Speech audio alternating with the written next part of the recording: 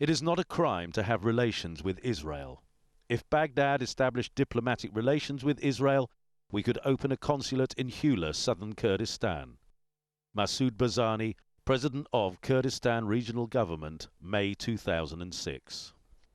Welcome back to Inside Iraq. We are discussing the war on Gaza with Rami Khouri, Zalman Shuval, and Saad Najid Wad.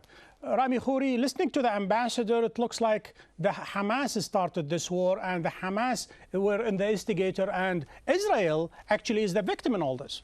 Well, the Israeli line, which the ambassador echoes very accurately from Israel's point of view, hello, is that... Rami, I hope you remember we had dinner together in Amman about 12 years ago. Right. How are you? I'm well, and if you remember, Jordan and Israel signed a peace treaty, and Egypt and Israel signed a peace treaty, and the reason those peace treaties have sustained themselves and worked for this day is that it was the first time in history that Israel has dealt with Arab countries on an exactly equal basis, that they applied equal rights to both people at the same time, which Israel refuses to do to the Palestinians. So I think the lesson is, the ambassador says that Israel got out of Gaza, and sure, it pulled out its troops and settlers and colonies, but it surrounded it and embargoed it to the point. And that was not willingly. That was a reflection of the resistance. But to the point today where the UN is saying that they are seeing stunting among Palestinian children. Stunting means these children are short for their age. Their bodies are smaller than they should be. It takes 2 or 3 years for stunting to kick in among small children. So the relationship between Israel and Hamas and Israel and Gaza is not a normal relationship. It's a war. I think it's time for the Israelis to admit that they are engaged in a war with the Palestinian people. We need to solve that war. We don't want to perpetuate it.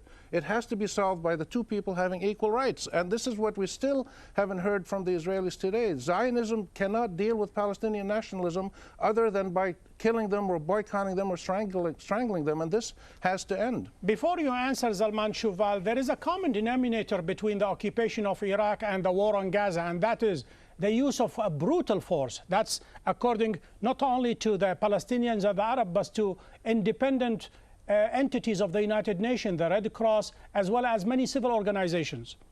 Look, I don't want to gild the lily or whitewash anything. I will tell you, as a former soldier also, many years ago, every war is a human tragedy. Every war is a humanitarian disaster, wherever, whether in Europe or anywhere else. Of course, innocent people are being killed. But let me first reply also to Saad.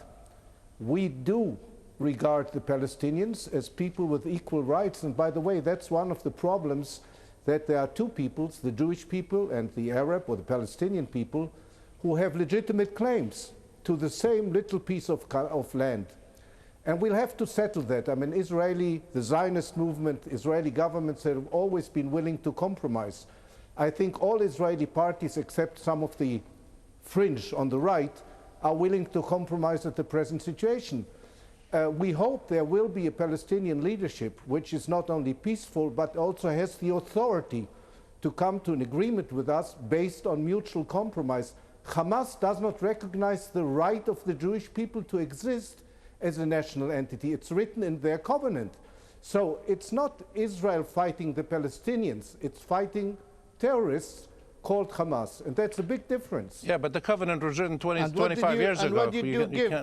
You can't deal with people on the basis of documents that were written a quarter of a century ago. Hamas has made prisoner exchanges, has made truces with Israel, has made it clear that they are evolving, but they will only evolve when Israel evolves towards them. The opportunity for a ceasefire, for a long-term truce is there. If Israel really was worried about rockets, it would have engaged with the Egyptians and the Arabs and Hamas in a much more serious way. But we are engaging. We have a senior person right now, Amos Gilad, friend of mine. I think some of you may know him.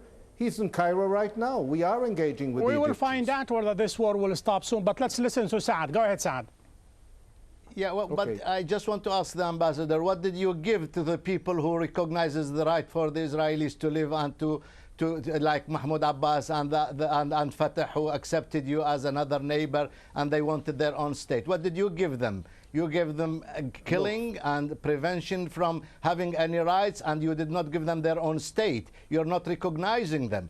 When I see what is happening now in Gaza, all the bad and horrifying memories of the war on Iraq in 1991 and in 2003 and the inhuman sanctions for 13 years on Iraq comes back to my mind. I think this way of fighting everybody and killing everybody when you end. is not the solution. Now you're creating a generation that will fight you for another 20 or 30 years if you keep on fighting people and killing people and preventing people from having their rights. This is not the way to solve the problem. Let us listen to If you do Joval. not recognize the right of the Palestinians, you're not going to solve the problem. Saad, let me listen to Joval. Go ahead.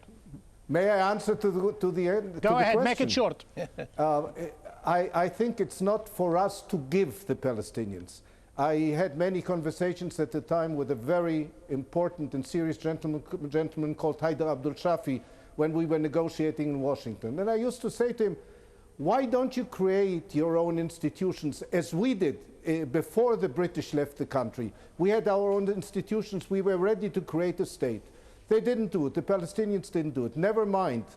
We will cooperate. Are you being with serious, any Ambassador, here? leadership. Are you We being will do serious? this. Are you being serious? Are you being glib about it? Rami Khouri, first, why don't you establish civil society and then take your case to the UN and say, please, give me a state? Yeah, sure. Among the institutions that the pre-state Zionist groups created were terror groups and gangs that went around doing Deir Yassin and other massacres. Ambassador, you've got to be a little bit more serious. The reality is that the Palestinians had a whole infrastructure of national governance and the PLO. They moderated their position. They recognized Israel. They recognized your right to exist as a state.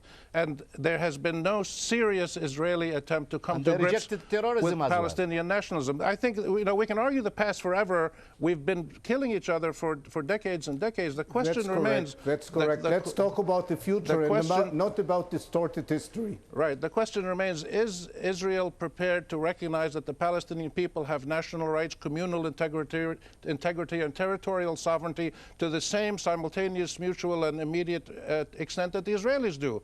That we haven't heard that from the Israelis. We cannot make Israeli security the entry point into our own validity. And you can't. People tell us to secure Israel, and we'll talk to you. It doesn't work that way. Palestinian rights, Israeli rights, simultaneously. Go ahead, Shoval. Answer it quickly. I have a question for Saad. Go ahead, Shoval. Okay. First of all, from Israel's point of view, of course, security is number one. But this doesn't mean it has to be number one for our interlocutors. We are recognizing what you said about the national rights of Palestinians, about the civil rights of Palestinians. The exact limits, or let's say not limits, but the exact outline of an arrangement will have to be negotiated. It cannot be imposed either by territory, or either by terrorism or by the outside. Once you have a responsible, and Abu Abbas may be peaceful and responsible, but I don't know if he has the authority or the power, but hopefully he will.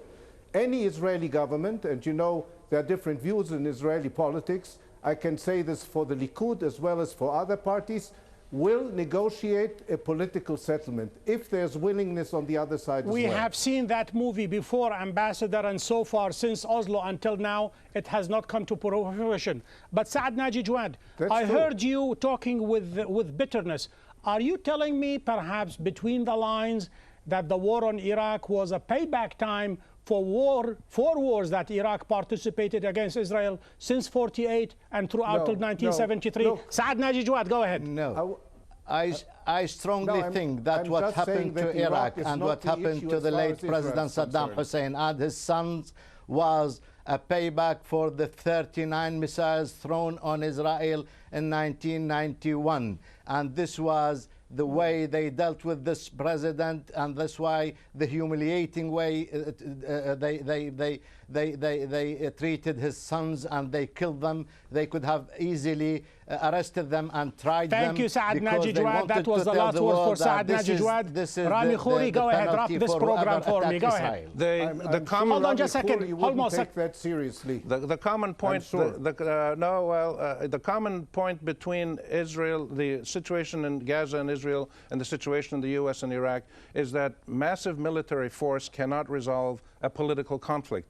A political conflict is resolved by giving equal rights to both people simultaneously. Israel did that with Egypt and with Jordan, and therefore had a successful and lasting peace. It has refused to do that with the Palestinians, and I think this is where the key is going to come in the future. We've got to end this Israeli policy of massive use of force while denying the right of people to even resist when they are strangulated and occupied. And that's the main point, I think, from our perspective. Rami Khouri, Zalman Shuval, Saad Naji Jawad, gentlemen, thank you for being guests on Inside Iraq.